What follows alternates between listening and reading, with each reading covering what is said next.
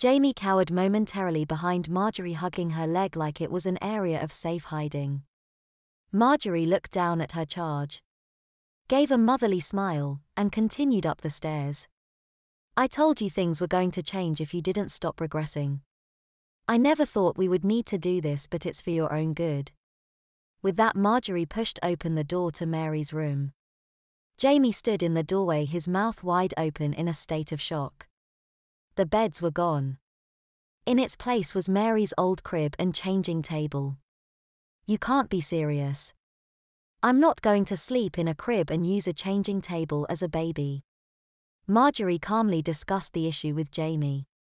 Until Sheila came running into the house and up to Mary's bedroom, now Jamie's nursery, carrying 2 large shopping bags. Here you go, everything you asked for to take care of Dad. I mean Jamie. With Sheila's entrance, the discussion was ended and Jamie was lifted onto the changing table. Does Sheila have to watch? Jamie protested. However, Marjorie didn't listen. Sheila stays because I'm not always going to be around to change your diaper. Jamie already knew the answer but had to try anyway. Besides, this is a good experience if she wants to find a job babysitting. Does this mean I am going to get money if I have to babysit Jamie? Sheila asked, hoping for a payday. For Jamie, it was another humiliating experience. What do you mean I have to be babysat? I'm 40, not 4.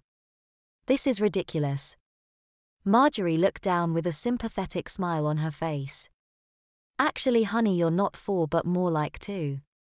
You know as well as I, you are going to need help taking care of yourself. You can't reach the fridge shelves, get into your new bed, or even take a bath without help. Jamie was going to refute her points. But the glare from a woman who had already made up her mind convinced him to move his stare to the ground. Jamie stood beside table in his dirty training pants. As Marjorie went over all the products and procedures with their daughter.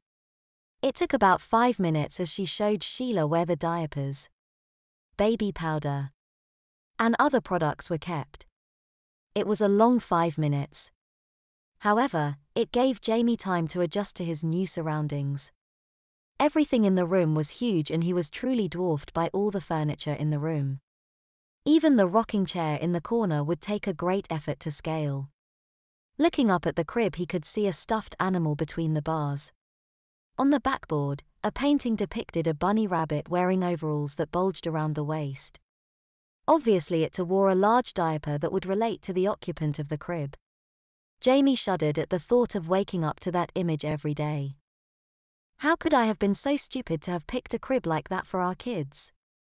After looking around the room, he returned his attention towards the women who were busy organizing the contents of the changing table.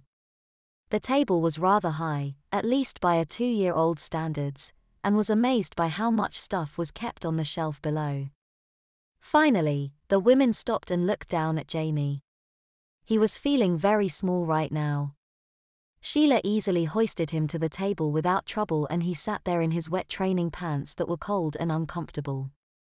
The women continued their conversation. Again, the topic was about him, but he was not included in the discussion.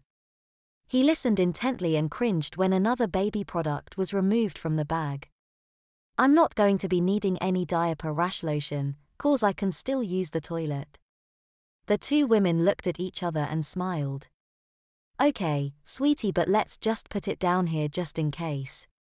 Finally, the dreaded moment had arrived. His first diaper change began. The 2 women removed his shirt and told him to lie back on the pad. They lifted his feet easily and removed his dirty underwear.